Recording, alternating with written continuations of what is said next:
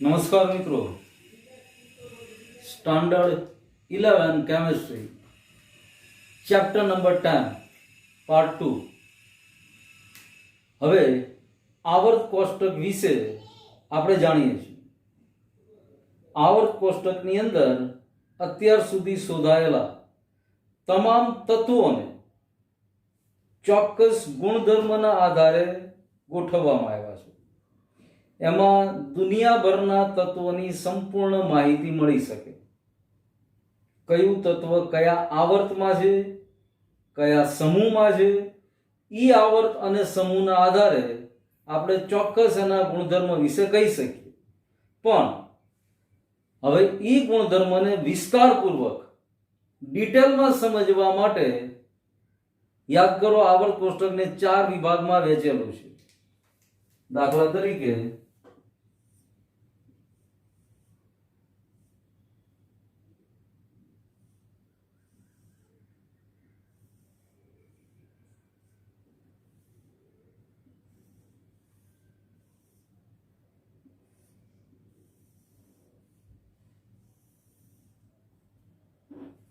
આવા 4 બ્લોકની અંદર આવર્ત કોષ્ટકને ડિવાઈડ કરવામાં આવ્યું છે. એમાં આ S block, P block, D અને F બ્લોક. હવે 4 વિભાગોને ધોરણ 11 અને ધોરણ 12 એમ બંને ધોરણમાં 4 વિભાગોને ક્રમશર ભણવાના છે આપણે. દાખલા તરીકે ધોરણ 11 તો એની અંદર આપણે S બ્લોકનો સંપૂર્ણ અભ્યાસ કરીશું. P બ્લોક ખાસો મોટો સમૂહ છે, એની અંદર ઘણા બધા સમૂહ સમાયેલા છે. એટલે P બ્લોકમાંથી 2 સમૂહનો અભ્યાસ 11મા ધોરણમાં, બાકીના સમૂહનો અભ્યાસ 12મા ધોરણમાં. અને D અને F આ બંને વિભાગોને 12મા ધોરણમાં ભણવાના છે. પણ આવર્ત કોષ્ટક વિશેની માહિતી આપણી પાસે હોય તો ફટાફટ આ ચેપ્ટર ભણી લેવાય, કારણ કે આ બાને આવર્ત કોષ્ટકના ચેપ્ટરની અંદરની માહિતી પણ વધારે પાકી થતી જાય. કારણ કે એમાં આયનીકરણ એન્થાલ્પી, ઇલેક્ટ્રોન પ્રાપ્તિ એન્થાલ્પી, આવા બધા જે શબ્દો આવે છે તો એ જ વસ્તુ અહીંયા ફરીવાર આપણી સામે રિપીટ થવાની છે, જે તે સમૂહના તત્વોને અનુલક્ષીને. આ ચેપ્ટરની અંદર આપણે માત્ર S બ્લોક અથવા S વિભાગના તત્વ વિશે જોશું. S વિભાગના તત્વોને હમણાં ડિટેલમાં જોઈએ, પણ થોડાક એ તત્વો યાદ કરો તો S વિભાગની શરૂઆત સોડિયમ, એની ઉપર લિથિયમ, પોટેશિયમ, રૂબિડિયમ, સીઝિયમ, ફ્રાન્સિયમ, આ બધા સમૂહ 1 ના તત્વો. સમૂહ 2 માં ચાલુ કરો તો બેરિલિયમ, મેગ્નેશિયમ, કેલ્શિયમ વગેરે. તો આ 2 સમૂહો, માત્ર સમૂહ 1 અને સમૂહ 2, આ 2 સમૂહોનો સમાવેશ આવર્ત કોષ્ટકના S વિભાગમાં થાય. આને આલ્કલી અને આલ્કલાઇન અર્ધ તત્વો તરીકે પણ ઓળખવામાં આવે છે. આપણા શરીરની અંદર પણ સોડિયમ, પોટેશિયમ, કેલ્શિયમ આ બધા તત્વો ખૂબ જ મહત્વનો ભાગ શરીર બંધારણમાં અને જૈવિક ક્રિયાઓમાં ધરાવે છે. ઉપરાંત મેગ્નેશિયમ વનસ્પતિમાં પ્રકાશ સંશ્લેષણની ક્રિયા માટે જવાબદાર ક્લોરોફિલ અથવા હરિતકણ મેગ્નેશિયમનો સંકીર્ણ છે, મેગ્નેશિયમનો કોમ્પ્લેક્સ કમ્પાઉન્ડ છે. તો આવા તત્વો વિશે વિસ્તારપૂર્વક કયા કયા સંયોજનો બનાવે છે, ભૌતિક ગુણધર્મ શું છે, એક તત્વ બીજા તત્વ કરતા એ જ સમૂહનો હોવા છતાં એક તત્વ બીજા તત્વ કરતા કેવી રીતે અલગ પડે છે અમુક ગુણધર્મોમાં. ખાસ કરીને જે પહેલું તત્વ છે આ સમૂહ 1, તો લિથિયમ એના સમૂહના બાકીના તત્વો કરતા ઘણા અલગ ગુણધર્મો ધરાવે છે. બેરિલિયમ તો બીજા સમૂહના બાકીના તત્વો કરતા કાંઈક અલગપણું જોવા મળે છે. કયા કારણે, શું બાબત છે એનામાં, એ વસ્તુ આપણે આ ચેપ્ટરમાં ભણવાના છીએ. આ પ્યોરલી ઇનઓર્ગેનિક કેમિસ્ટ્રી, અકાર્બનિક રસાયણ વિજ્ઞાનનું ચેપ્ટર થઈ ગયું. અને આમાં રાસાયણિક સમીકરણો જે આવે એ અકાર્બનિક રસાયણ વિજ્ઞાનના સમીકરણો. દાખલા તરીકે મેગ્નેશિયમની પ્રક્રિયા થઈ, જુદા જુદા મેગ્નેશિયમના સંયોજનો બને, એ અકાર્બનિક રાસાયણિક પ્રક્રિયા થઈ ગઈ. દાખલા તરીકે મેગ્નેશિયમને હવાની હાજરીમાં ગરમ કરવામાં આવે તો મેગ્નેશિયમ ઓક્સાઇડ બને. તો મેગ્નેશિયમ ઓક્સાઇડની જેમ કેલ્શિયમ ઓક્સાઇડ પણ બની શકે. તો આવા બધા ગુણધર્મો આપણે આ ચેપ્ટરમાં ચર્ચા કરવાના છીએ. પ્રમાણમાં સરળ ચેપ્ટર છે. થોડુંક એ બરાબર ધ્યાન રાખીને સમજવામાં આવે, સ્ટડી કરવામાં આવે તો બહુ જ સહેલાઈથી આ ચેપ્ટર પાકું થઈ શકે. આ આખું આવર્ત કોષ્ટક ભણવાનું બધું જ છે, પણ આ ચેપ્ટર પૂરતું માત્ર એસ બ્લોકના તત્વો, પછી પી બ્લોકના તત્વો 11મા ધોરણમાં જ ભણશું, 2 સમૂહ ભણશું. બાકી બધું જ આવર્ત કોષ્ટકનો બાકીના જે કઈ વિભાગો બાકી રહ્યા એ બધું જ 12મા ધોરણમાં. હવે ઓફિશિયલી સમૂહ 1 ના તત્વોની ચર્ચા કરીએ છીએ આપણે. એની ઇલેક્ટ્રોન રચના, પરમાણુ આયનીય ત્રિજ્યા, આયનીકરણ, એન્થાલ્પી વગેરે બધા જુદા જુદા આવર્ત કોષ્ટકીય બાબતોને સ્ટડી કરતા જઈએ. પહેલા સમૂહ 1 ના તત્વોની વાત કરીએ છીએ. એસ વિભાગમાંથી હમણાં જ વાત કરી એમ સમૂહ 1 ના તત્વો ઉપર પહેલા અભ્યાસ કરીએ. તો સમૂહ 1 ની અંદર સૌથી પહેલા લિથિયમ પહેલું તત્વ, સોડિયમ, પોટેશિયમ, રૂબિડિયમ, સીઝિયમ અને ફ્રાન્સિયમ. આ રેડ પેનથી મેં લખ્યું અથવા લાલ પેનથી લખ્યું ચોક્કસ કારણ એ જે છે સમૂહ 1 નું તત્વ, પણ આ રેડિયો એક્ટિવિટીનો ગુણધર્મ ધરાવે છે. રેડિયો એક્ટિવિટી ગુણધર્મની ચર્ચા આપણે આગળ કરશું. રેડિયો એક્ટિવિટીનો ગુણધર્મ જે તે તત્વ ધરાવતો હોય પોતાનામાંથી વિકિરણોનું ઉત્સર્જન કરે, એટલે બાકીના તત્વો કરતા ગુણધર્મમાં થોડોક ફેરફાર થઈ જાય. બાકી lithium, sodium, potassium, rubidium, caesium અને ફ્રાન્સિયમ બધા સમૂહ 1 ના તત્વો છે. શા માટે સમૂહ 1 ના તત્વો છે? તો કે એની છેલ્લી કક્ષામાં 1 ઇલેક્ટ્રોન રહેલો છે. પહેલા સમૂહના તત્વો શા માટે છે? તો પહેલા સમૂહના તત્વો એટલા માટે છે કે એની બાહ્યતમ કક્ષામાં એક ઇલેક્ટ્રોન રહેલો છે. એ હમણાં જ આપણે ઇલેક્ટ્રોન રચના જોશું એટલે ખ્યાલ આવશે. હવે આ બધાના પરમાણુ ક્રમાંક. તો લિથિયમનો પરમાણુ ક્રમાંક 3, એમાં 8 ભેળવો. આખું આવર્ત કોષ્ટક સમજાઈ ગયું એટલે બરાબર ધ્યાનમાં રાખજો.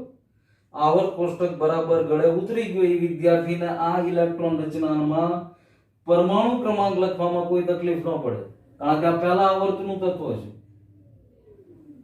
પહેલા આવર્તમાં 2 તત્વ, હાઇડ્રોજન, હિલિયમ.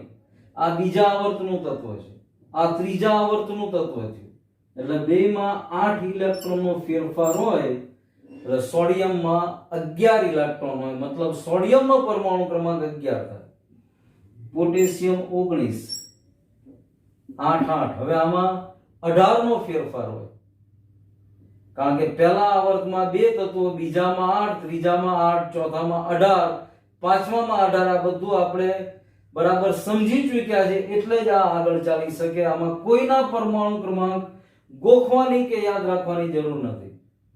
તમને આપોઆપ ખબર પડી જાય કે આનો પરમાણુ ક્રમાંક આ જ આવવાનો છે.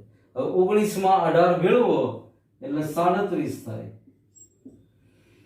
તો રૂબિડિયમનો પરમાણુ ક્રમાંક 37 હશે. 37 માં બીજા 18 ભેળવો એટલે 37 ને 18, 8 ને 7 15 નો 5. સીઝિયમનો પરમાણુ ક્રમાંક 55 આવે, 55. અને છેલ્લે છઠ્ઠા આવર્તમાં 32 તત્વો છે. 55 માં 32 એડ કરો એટલો પરમાણુ ક્રમાંક ફ્રાન્સિયમનો હોય. તો 55 માં 32 એટલે 7 અને 8. ફ્રાન્સિયમનો પરમાણુ ક્રમાંક 87 હોય. હવે ઇલેક્ટ્રોન રચનામાં હંમેશા સૌથી પહેલા નિષ્ક્રિય વાયુ હિલિયમ બરાબર. હિલિયમની ઇલેક્ટ્રોન રચના આપણને ખબર છે 1s2. તો અહીંયા 2s1 2 ને 3 ઇલેક્ટ્રોન નો મેળ બેસી ગયો. એવી જ રીતે સોડિયમ પરમાણુ ક્રમાંક 11 પણ એની આગળનું નિષ્ક્રિય વાયુ નિયોન. નિયોન એટલે 10 ઇલેક્ટ્રોન, સોડિયમમાં 11 ઇલેક્ટ્રોન છે તો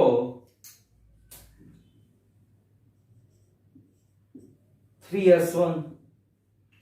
જો અહીંયા મોટો ફાયદો એ થશે, નિષ્ક્રિય વાયુઓ બધા એક પછી એક યાદ રહેવા મળશે. હિલિયમ, નિયોન, આર્ગોન સુધી તો યાદ હોય જ છે બધાને, પણ એની પછીના નિષ્ક્રિય વાયુનો સમૂહ આખો યાદ આવી જશે. Helium, neon, argon, krypton,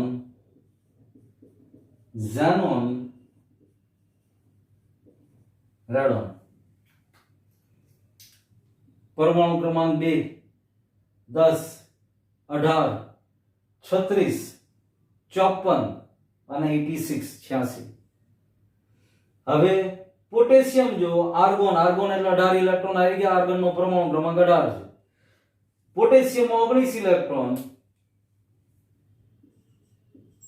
4s1. Krypton 36 electron, rubidium 5s1 6s1 7s1. આમ આ બધા જ તત્વો સમૂહ 1 ના તત્વોની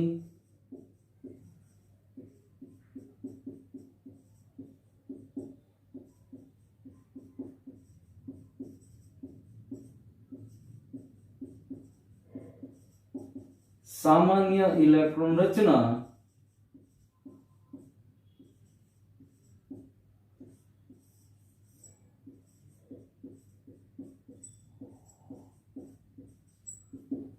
NS1 પ્રકારની છે. આની પરથી સાબિત થયું.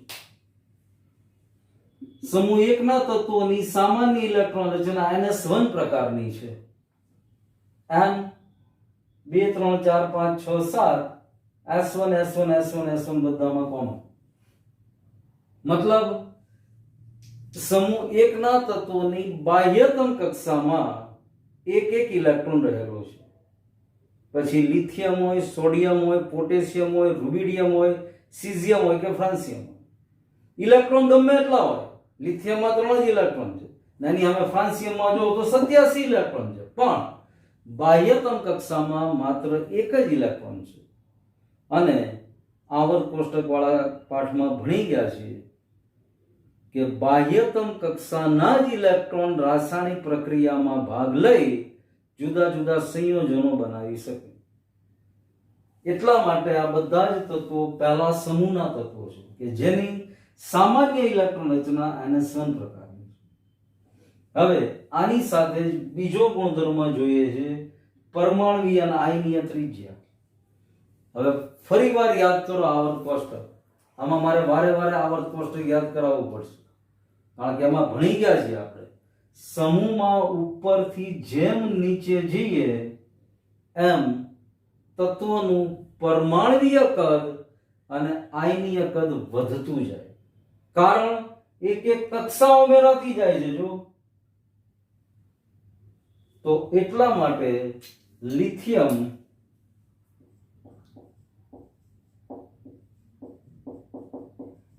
સૌથી ઓછું પરમાણ્વીય કદ અને એની સામે નીચે આવો સીઝિયમ સૌથી વધુ પરમાણ્વીય કદ. અને કારણ સ્પષ્ટ છે, લિથિયમ થી સીઝિયમ તરફ જેમ આગળ આવીએ એમ કક્ષા ઉમેરાતી જાય છે. એટલા માટે લિથિયમ સૌથી નાનું પરમાણુ કદ ધરાવતું તત્વ સમૂહ 1 નું અને સૌથી વધારે પરમાણ્વીય કદ ધરાવતું તત્વ સમૂહ 1 નું સીઝિયમ. ફ્રાન્સિયમ રેડિયો એક્ટિવ તત્વ છે, એટલા માટે આપણે આને ગણતરીમાં લેતા નથી અત્યારે. બીજું, જેમ પરમાણ્વીય કદ અને આયનીય ત્રિજ્યાની વાત કરી એમ આયનીકરણ એન્થાલ્પી. હવે આયનીકરણ એન્થાલ્પીની વ્યાખ્યા યાદ કરો આવર્ત કોષ્ટક વાળા પાઠમાં. વાયુરૂપ એક મોલ તત્વમાંથી એક મોલ ઇલેક્ટ્રોનને દૂર કરવા માટે આપવી પડતી ઉર્જા અને આયોનાઇઝેશન એન્થાલ્પી અથવા આયનીકરણ એન્થાલ્પી કહેવાય. ફરી એકવાર ડેફિનેશન બોલું છું. તત્વમાંથી એક મોલ ઇલેક્ટ્રોનને, વાયુરૂપ તત્વમાંથી એક મોલ ઇલેક્ટ્રોનને દૂર કરવા માટે આપવી પડતી ઉર્જા. હવે ખુદ તમે વિચારો, લિથિયમ થી ચાલુ કરો અને સીઝિયમ સુધી પહોંચો તો આમાંથી કયું તત્વ એવું લાગે છે આજ બધા ક્રમમાં કે જેમાંથી સહેલાઈથી ઇલેક્ટ્રોન દૂર થઈ શકે? તો જવાબ મળશે સીઝિયમ. કારણ કે સીઝિયમમાં છેલ્લો ઇલેક્ટ્રોન, સંયોજકતા કક્ષાનો ઇલેક્ટ્રોન એના પરમાણુ કેન્દ્રથી સૌથી વધારે દૂર છે. લિથિયમનો પરમાણુ દોરો તો લિથિયમના પરમાણુમાં માત્ર આટલું દોરવાનું આવે. જો આ લિથિયમ પરમાણુ ક્રમાંક 3, પહેલી કક્ષામાં 2 ઇલેક્ટ્રોન, આ પહેલો અને બીજો ઇલેક્ટ્રોન. આ હિલિયમ જેવી રચના થઈ ગઈ એટલે ફિક્સ થઈ ગયા. આ ઇલેક્ટ્રોન કોઈ કામમાં, રાસાયણિક પ્રક્રિયામાં કામ નહીં લાગે. હવે બાહ્યતમ કક્ષાનો ઇલેક્ટ્રોન અહીંયા છે. હવે આમાં તમે જુઓ 2s1 એટલે બીજી કક્ષામાં ઇલેક્ટ્રોન છે. જ્યારે સીઝિયમમાં જોશું એટલે આવા 6 ચક્ર દોરવા પડે. અને છઠ્ઠી કક્ષામાં 6s1 એની બાહ્યતમ કક્ષાનો ઇલેક્ટ્રોન છે. એટલે બરાબર જો પરમાણુ કેન્દ્રથી એનું અંતર અને પરમાણુ કેન્દ્રથી લિથિયમના પરમાણુનું અંતર, લિથિયમના પરમાણુના ઇલેક્ટ્રોનનું અંતર, તો સીઝિયમમાં સ્વાભાવિક અંતર વધી જાય. એટલે કેન્દ્રના પ્રોટોન તરફ ઈ ઇલેક્ટ્રોનનું આકર્ષણ બળ પ્રમાણમાં ઓછું હોય. જેટલું લિથિયમનું હોય એની કમ્પેરિઝનમાં સીઝિયમનું ઓછું હોય. એટલે સીઝિયમની આયનીકરણ એન્થાલ્પી સૌથી ઓછી હોય. કારણ કે આમાંથી સહેલાઈથી ઇલેક્ટ્રોન રિમૂવ થઈ શકે લિથિયમની સરખામણીમાં. આખા આવર્ત કોષ્ટકમાં જુઓ તો સમૂહ એકના તત્વોની આયનીકરણ એન્થાલ્પી બાકી બધા કરતા ખૂબ ઓછી છે. પણ હવે સમૂહ એકના તત્વોની કમ્પેરિઝન કરવાની છે તો લિથિયમ અને સીઝિયમ વચ્ચેના ઈ ક્રમમાં જ આવશે. પણ પહેલું છેલ્લું તત્વ જુઓ તો સીઝિયમમાં ઇલેક્ટ્રોન પરમાણુ કેન્દ્રથી મહત્તમ અંતરે છે, જ્યારે લિથિયમમાં સંયોજકતા કક્ષાનો ઇલેક્ટ્રોન સીઝિયમ કરતા ઓછા અંતરે છે. એટલા માટે સીઝિયમની આયનીકરણ એન્થાલ્પી ઓછી હોય, આમાંથી સહેલાઈથી ઇલેક્ટ્રોન દૂર થઈ જાય. પછી રૂબિડિયમ, પછી પોટેશિયમ, પછી સોડિયમ અને છેલ્લે લિથિયમ. એટલે વધારે આયનીકરણ એન્થાલ્પી લિથિયમની, ઓછામાં ઓછી આયનીકરણ એન્થાલ્પી સીઝિયમની. તો આ આયનીકરણ એન્થાલ્પીના ગુણધર્મ સુધી જોયું. જલીયકરણ એન્થાલ્પી માટે અમારે ભૂસવું પડશે. એટલે જલીયકરણ એન્થાલ્પી હમણાં જોઈએ, પણ આ બે કન્સેપ્ટ બરાબર મનમાં ક્લિયર થઈ જવા જોઈએ. એની પહેલા ઇલેક્ટ્રોન રચના, પહેલા સમૂહની ઇલેક્ટ્રોન રચના બરાબર આવડી ગઈ ને તો પછી આવર્ત કોષ્ટકના બધા જ સમૂહો, પછી S વિભાગનું તત્વ હોય, P વિભાગનું હોય, D નું હોય કે F નું હોય, આ બધાની ઇલેક્ટ્રોન રચના સહેલાઈથી આવડી જશે. અને આ ઇલેક્ટ્રોન રચના તમે જુઓ કોઈ એવી તકલીફવાળી વસ્તુ જ નથી. ચોક્કસ ક્રમ પ્રમાણે જ ચાલે છે. પણ બધા જ તત્વોને બરાબર યાદ રાખવા પડશે. અહીંયા સુધી તો બધા તત્વોના ઘણા બધા સંયોજનો અત્યાર સુધી આપણી સામે આવી ગયા. રૂબિડિયમ, સીઝિયમ, ફ્રાન્સિયમ આ બધાના ઓછા સંયોજનો આપણી નજર સામે આવ્યા છે. વ્યવહારમાં આ બધાના એટલા ઉપયોગ નથી જેટલા આ બંનેના સોડિયમ અને પોટેશિયમના છે. પણ lithium, potassium, sodium, rubidium, caesium, francium, પછી પરમાણુ ક્રમાંક અને પરમાણુ ક્રમાંકના આધારે એની ઇલેક્ટ્રોન રચના. હવે આટલો કોઠો ક્લિયર હોય ને તો આ બધા ગુણધર્મો, આવર્તનીય ગુણધર્મો સહેલાઈથી આપણે સમજી શકાય. કારણ કે આવર્ત કોષ્ટક વાળા ચેપ્ટરમાં આ બધા ગુણધર્મો વિસ્તારપૂર્વક આપણે સમજ્યા છે. એટલે પરમાણુય અને આયનીય ત્રિજ્યા અને આયનીકરણ એન્થાલ્પી આટલી વસ્તુ આપણે અત્યારે જોઈ. જલીયકરણ એન્થાલ્પીનો ભૌતિક ગુણધર્મ. આ બે હવે પછી સમજીએ છીએ. હવે જલીયકરણ ઉર્જા વિશે અથવા જલીયકરણ એન્થાલ્પી વિશે જોઈએ. શબ્દ નવો જ આપણી માટે. એટલે સૌથી પહેલા જલીયકરણ એન્થાલ્પી એટલે શું એને સમજીએ. તો કે એક મોલ આયનોનું જળ વિભાજન થતા છૂટી પડતી ઉર્જાને જલીયકરણ એન્થાલ્પી કહેવાય. એક મોલ આયનોનું જળ વિભાજન થાય અને જે ઉર્જા મુક્ત થાય એ ઉર્જા જલીયકરણ એન્થાલ્પી કહેવાય. હવે આમાં બરાબર યાદ રાખજો, જેમ આયનોનું કદ ઓછું તેમ જલીયકરણ એન્થાલ્પી વધુ. જેમ આયનોનું કદ ઓછું એમ જલીયકરણ એન્થાલ્પી વધુ. આ ક્રમ હંમેશા યાદ રાખવાનો. હવે આપણને ખબર છે લિથિયમ થી સીઝિયમ સુધીમાં સૌથી નાનામાં નાનો આયન કયો? એક ઇલેક્ટ્રોન ગુમાવ્યા પછી જે આયન બને એ નાનામાં નાનો લિથિયમ જ રહેશે, કારણ કે એમાં કક્ષા ઓછી છે. તો lithium positive is greater than sodium positive, is potassium positive, is rubidium positive, is cesium positive. તો લિથિયમ પોઝિટિવ આયનની જલીયકરણ એન્થાલ્પીનું મૂલ્ય સૌથી વધારે હોવાનું, અને એટલા માટે LiCl 2H2O. હવે આ બે સંયોજન તમે જાણો છો, NaCl KCl, sodium chloride potassium chloride, આ બંને જાણીતા ક્લોરાઇડ સંયોજનો આપણી પાસે છે. આનો તો રોજ ઉપયોગ કરીએ, સમજો ને. હવે આ જો તો લિથિયમ ક્લોરાઇડ નું સંયોજન જોશો તો એમાં પાણીના 2 મોલ ઓલરેડી એની સાથે જોડાયેલા છે. અહીંયા જોડાયેલા છે એટલે જલીય ક્ષાર છે. એનો મતલબ એવો ન સમજતા કે પાણીની અંદર લથબથ આ આખું સંયોજન છે. પાણી ઇનબિલ્ટ છે એની અંદર. થોડુંક કદાચ યાદ આવતું હોય તો 10મા ધોરણની અંદર સોડિયમ કાર્બોનેટ Na2CO3 ભણી ગયા છો. Na2CO3 into 10H2O, sodium carbonate ડેકાહાઇડ્રેટ. આને ધોવાનો સોડા કહેવાય. ધોવાના સોડાની અંદર સોડિયમ કાર્બોનેટની સાથે પાણીના 10 મોલ જોડાયેલા છે, ઇનબિલ્ટ છે, જેને જલીય ક્ષાર કહેવાય. હવે ઈ સોડિયમ કાર્બોનેટના હાથમાં લ્યો તો પાણીમાં લથબથ ન દેખાય.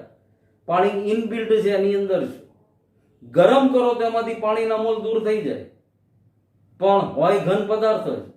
એમ અહીંયા લિથિયમ આયનનું કદ જો સૌથી નાનામાં નાનું છે, અને આ જલીયકરણ એન્થાલ્પીની વ્યાખ્યા જો 1 મોલ આયનોનું જળ વિભાજન થતા છૂટી પડતી ઉર્જા. તો લિથિયમ ક્લોરાઇડ લિથિયમ પોઝિટિવ આયનથી બનેલું છે, અને પરિણામે એની જલીયકરણ એન્થાલ્પીનું મૂલ્ય ઊંચું છે, કારણ કે એમાં પાણીના 2 અણુ ઇનબિલ્ટ છે. લિથિયમ ક્લોરાઇડ જલીય ક્ષાર છે, જ્યારે સોડિયમ ક્લોરાઇડ કે પોટેશિયમ ક્લોરાઇડ જલીય ક્ષાર નથી ધરાવતા. તો આને જલીયકરણ એન્થાલ્પી કહેવાય.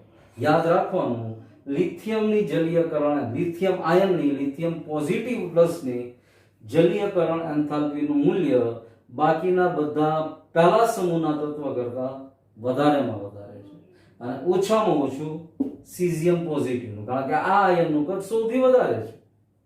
તો આ જલીયકરણ એન્થાલ્પીની વાત થઈ. હવે ફિઝિકલ પ્રોપર્ટીઝ અથવા ભૌતિક ગુણધર્મ સમૂહ 1 ના તત્વોના. એસ વિભાગમાંથી સમૂહ 1 ના ભૌતિક ગુણધર્મ. સમૂહ 1 માં જે તત્વો છે એના સ્પેસિફિક ફિઝિકલ પ્રોપર્ટીઝ અથવા ભૌતિક ગુણધર્મ. સૌથી પહેલા જો તો કે આ બધા જ ધાતુ તત્વો છે. હવે ધાતુ તત્વ ધાત્વીય બંધ ધરાવે, સહેલાઈથી ઇલેક્ટ્રોન ગુમાવવાનો ગુણધર્મ ધરાવે, તો આ બધા જ ધાતુ તત્વો છે. ઉપરાંત આ એવી ધાતુઓ છે કે જે વજનમાં હલકી છે. ચાંદી જેવી રૂપેરી ધાતુ છે. હવામાં થોડોક સમય ખુલ્લી રાખો એટલે બ્લેકિશ બની જાય, કારણ કે એકદમ સક્રિય ધાતુ છે. હવાના ઓક્સિજન સાથે ઓક્સિજનનું પડ ઓક્સાઇડ બનાવી નાખે. બાકી સોડિયમ ધાતુને રૂમ ટેમ્પરેચરે રાખો તો એકદમ ચાંદી જેવી સફેદ દેખાય, પણ થોડોક સમય હવામાં રહે એટલે ઉપર બ્લેક કલરનું ગ્રે કલર જેવું આખું પડ બની જાય કે જે ઉપર સોડિયમ ઓક્સાઇડનું પડ બનાવી નાખ્યું. વજનમાં હલકી છે અને નરમ ધાતુ છે.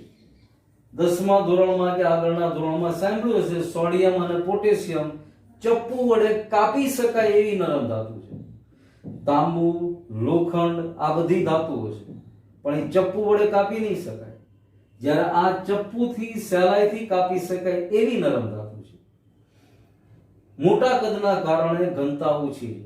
ઘનતાનું સૂત્ર યાદ કરો તો દળના છેદમાં કદ છે. તો મોટા કદના કારણે ઘનતા ઓછી છે. ઉપરાંત લિથિયમથી જેમ સીઝિયમ તરફ જઈએ એમ ઘનતા વધતી જાય. આખો કોઠો આપ્યો છે બુકમાં, એ કોઠો જુઓ તેમાં બધા જ જુદા જુદા આંકડાઓ આયનીકરણ એન્થાલ્પીના, જલીયકરણ એન્થાલ્પીના, ઘનતાના આપ્યા છે. એની ઉપરથી પણ સરખામણી કરી શકાય. નિર્બળ ધાત્વીય બંધના કારણે ગલન બિંદુ અને ઉત્કલન બિંદુ બાકી બધી ધાતુઓના પ્રમાણમાં નીચા છે. સામાન્ય રીતે ધાતુઓના ગલન બિંદુ, ઉત્કલન બિંદુ ઊંચા હોય, પણ આના ગલન બિંદુ, ઉત્કલન બિંદુ નીચા છે. એનું કારણ સ્પષ્ટ છે, નિર્બળ ધાત્વીય બંધ છે. અને નિર્બળ ધાત્વીય બંધનું કારણ પણ સંયોજકતા કક્ષામાં 1 ઇલેક્ટ્રોન છે. આ તત્વો પાણી સાથે સહેલાઈથી પ્રક્રિયા કરી અને હાઇડ્રોક્સાઇડ બનાવે, અને આ હાઇડ્રોક્સાઇડ પ્રબળ બેઝ તરીકેનો ગુણધર્મ આપે છે. દાખલા તરીકે સોડિયમ હાઇડ્રોક્સાઇડ. સોડિયમ આલ્કલી સમૂહનું તત્વ, પોટેશિયમ સમૂહ 1 જે આલ્કલી સમૂહ તરીકે ઓળખાય છે એનું તત્વ, ના બંને પ્રબળ બેઝ. આ ઉપરાંત આ તત્વની એક સ્પેશિયલ ખાસિયત છે જ્યોત આપવાની. ઓક્સિડાઇઝિંગ જ્યોતમાં ગરમ કરવામાં આવે આ તત્વને. ઓક્સિડાઇઝિંગ જ્યોત એટલે ભૂરી જ્યોત. તો આવી ભૂરી જ્યોતની અંદર આવા તત્વોને જ્યારે ગરમ કરવામાં આવે ત્યારે સ્પેસિફિક ચોક્કસ કલર દર્શાવે. દાખલા તરીકે લિથિયમને ગરમ કરો તો ઘેરા લાલ રંગની જ્યોત આપે. સોડિયમને ગરમ કરો તો પીળા રંગની જ્યોત આપે. પોટેશિયમને ગરમ કરો તો જાંબલી રંગની જ્યોત આપે. રૂબિડિયમને ગરમ કરો તો લાલ જાંબલી રંગની જ્યોત મળે. અને એવી જ રીતે સીઝિયમને ગરમ કરો તો વાદળી રંગની જ્યોત મળે. કારણ તો કે જ્યારે એને ગરમી આપવામાં આવે છે ત્યારે ધરા અવસ્થાનો ઇલેક્ટ્રોન ઉત્તેજિત થઈ ઉપરની કક્ષામાં જશે, ઉત્તેજિત અવસ્થામાં જશે, પણ ત્યાં જાજો સમય ટકી નહીં શકે, એટલે તાત્કાલિક પાછો ધરા અવસ્થામાં આવશે. આ સમયમાં આને શોષેલી ઉર્જાનું વિકિરણ સ્વરૂપે ઉત્સર્જન કરશે, અને જે દ્રશ્ય પ્રકાશની તરંગ લંબાઈની સંજ્ઞા લેમ્ડા છે, આ એનો એકમ છે નેનોમીટર. આના આધારે એ ઉત્સર્જન કરશે, અને એ ઉત્સર્જનના આધારે કેટલા નેનોમીટરની તરંગ લંબાઈનું ઉત્સર્જન કર્યું એના આધારે રંગ નક્કી થશે. અને આ રંગના કારણે જ આ તત્વો ઘણા બધા એવા આધુનિક સાધનોમાં વપરાય છે. દાખલા તરીકે પોટેશિયમ સીઝિયમ ફોટો ઇલેક્ટ્રિક સેલમાં, સોડિયમ જેવી ધાતુ સ્પેક્ટ્રોફોટોમીટર જેવા સાધનો. લાગે આપણને વાંચી જવામાં કે સમજવામાં સામાન્ય ગુણધર્મ, પણ આ સામાન્ય ગુણધર્મ નથી. આનો પ્રેક્ટિકલી વ્યવહારમાં ખૂબ જબરદસ્ત ઉપયોગ છે. ફરી એકવાર જ્યોત કસોટીને સમજીએ છીએ. દાખલા તરીકે સોડિયમને ગરમ કરવામાં આવે ઓક્સિડાઇઝિંગ જ્યોતમાં, તો સોડિયમ સ્વયં પીળા રંગની જ્યોત આપશે.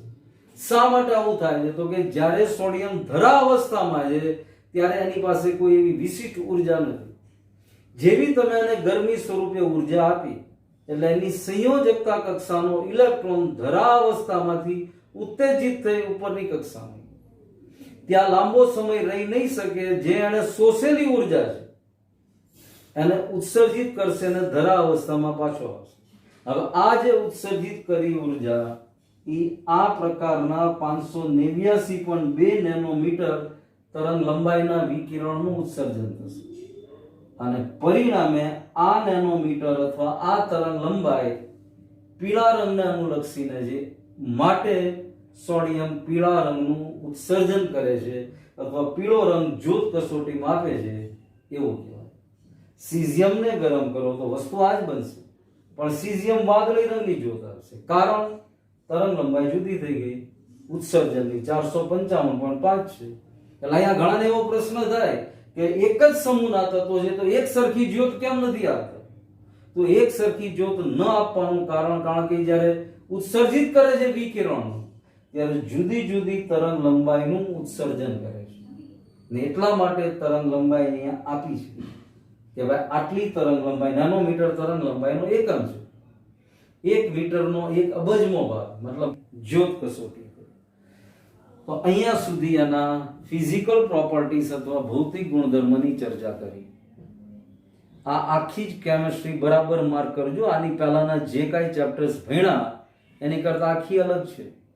એ બધા ચેપ્ટર્સમાં બોન્ડિંગ કેમ થાય, બંધ બનાવવામાં કયા કયા પરિબળો ભાગ ભજવે, એની સાથે અહીંયા કોઈ નિસ્બત નથી. અહીંયા આખી અલગ જ વસ્તુ ભણીએ છીએ કે ભાઈ સમૂહ એકની અંદર કેટલા તત્વો, તો કે લિથિયમ થી ચાલુ કરીને ફ્રાન્સિયમ સુધી. ફ્રાન્સિયમ રેડિયો એક્ટિવ તત્વ છે, તો લિથિયમ થી સીઝિયમ સુધીના તત્વોનો અભ્યાસ કરીએ તો હવે આ તત્વો પોતપોતાની કઈ સ્પેશિયલ લાક્ષણિકતા દર્શાવે છે, કયા સામાન્ય અથવા કોમન ગુણધર્મો દર્શાવે છે, બધા તત્વોની રાસાયણિક પ્રક્રિયાઓ. પણ આ રાસાયણિક પ્રક્રિયાઓ આની પછીના લેક્ચરમાં આપણે સમજશું. ત્યાં સુધી આ આખા જ વિડીયોને એકવાર નહીં 2 વાર રિવાઇઝ કરીને બરાબર સમજજો. પછી એકદમ સહેલું લાગશે અને બધી જ વસ્તુ જોયા વગર લખી નાખવાનું. વર્કની અંદર આ જ વર્ક કરવાનું સમજ્યા પછી ન સમજ પડે ત્યાં પાછું પોઝ કરીને 2 વાર જુઓ અને છતાં સમજ ન પડે તો ચોક્કસ ફોન કરો. અહીંયા સુધી આપણે આજે ભણ્યા. આની પછી સમૂહ 1 ના તત્વના રાસાયણિક ગુણધર્મો અને પછીના લેક્ચરમાં સમજશું. ફરી એકવાર કઈ ડાઉટ હોય તો ચોક્કસ ફોન કરજો. Thank you.